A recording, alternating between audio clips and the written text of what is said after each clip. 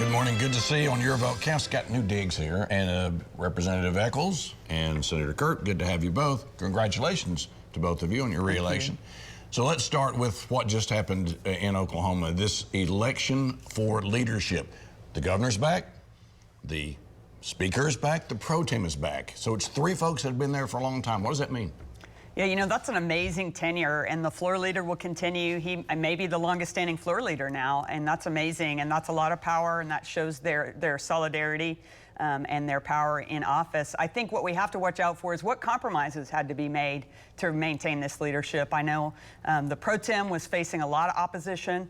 You know, who did he have to make deals with, and what are we going to look for in the new year? No matter what, we've got a supermajority. Many things will be decided behind closed doors, but we have to count on those three having some battles to slow down some of the challenging legislation coming through. It's interesting. The speaker has made history, all right? The governor's been reelected. We'll be watching if he doesn't occasionally go to Iowa now, and I think you all know what that means. But it's three leaders have been together for a long time. Well, they have. Speaker McCall did make history. He's the longest-serving speaker in the history of the state of Oklahoma. I'm the longest-serving floor leader, but, you know, when you have the longest-serving speaker, that doesn't really matter. But Pro Tem Treat is back. I think you have people with a lot of background. You have a lot of knowledge that's in there. But I do agree with my friend the senator that you are going to still see fights in there. You have a metro pro tem, you have a rural speaker. There's some natural friction in there. But I think at the end of the day, what I would say with these three leaders, look for the next two years to be years where we get a lot of things done for the state of Oklahoma. And I think it's a high bar that's been set, and I think they need to be held to it. Yeah, congratulations, by the way. A lot of history. We had Trey Thompson yesterday at the History Center. It's interesting we were talking about history yesterday. But the question for you is when you look back at this election, what are the messages? Yeah, the messages I think we heard is that Oklahomans are looking for a conservative future for the state of Oklahoma. We want stronger schools, but we want more parental choice. We want lower taxes. I can't stress that enough.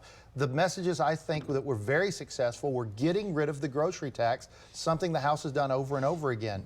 I think Oklahomans were happy with the messages we sent with our savings, but they don't want us to spend all of the money that we have right now, and they want to see that given back to the citizens. Governor Stitt clearly got a mandate, but if you look at the Oklahoma House of Representatives with 81 members, we have a mandate for our policies too. So again, better schools, more parent choice, lower taxes. I think those were clear messages sent by the voters. We'll talk about that in just a moment, about the agenda for next year. But, Senator, your thoughts on what the message voters sent to the legislature?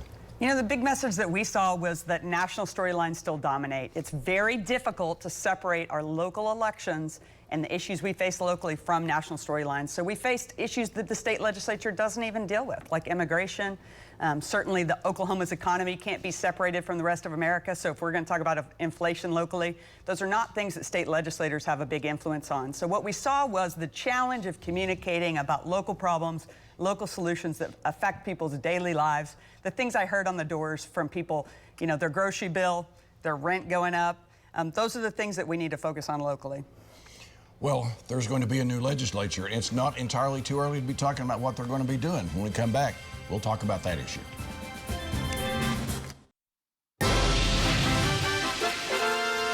Welcome back. We were talking about history a while ago. Your fourth term as floor leader, but there's some folks, congratulations, by the way, some folks out there that are here for the first time. There's a lot happening in November and December.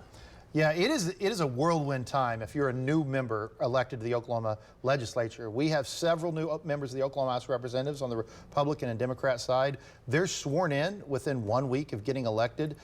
They've already had caucus retreats for both the Republicans and the Democrat caucuses. So immediately you're told, all right, you're elected, what bills do you want to file? They have to be filed by the middle of December. Then you have to move forward with new leadership appointments that the Speaker and the Pro Tem will make, probably somewhere around the middle to early December. It is a whirlwind. They are drinking from a fire hose, but they got to learn quick. It's time to get to work. When do you tell them where the bathroom is? We try to tell them as little as possible. No, they're going to do a good job. Okay, be nice to your freshmen, all right? Thinking back on your first term, the first day, what do you think these folks are going through? You know, it's a really interesting time and very intense because you're having to switch from that campaign mode to being an elected official, and it's a big change. Suddenly everyone wants to meet you. Everyone wants to know what your priorities are, and you really have to shift gears quickly. At the same time, you're figuring out all the logistics of where to park, where your office is, all that kind of stuff. I think one of the things people would be surprised by, though, is that we don't have an ethics training that comes along with that. So as new legislators come in, there's not something required to make them learn about conflicts of interest or that big change that happens when you're suddenly in this powerful role. That's something I think the people would like to see. All right, and that's time for way too early predictions. But as the new legislature gets ready to go for its 59th? 59th. Where 59 is coming up. Your thoughts about the issues that should be at the forefront?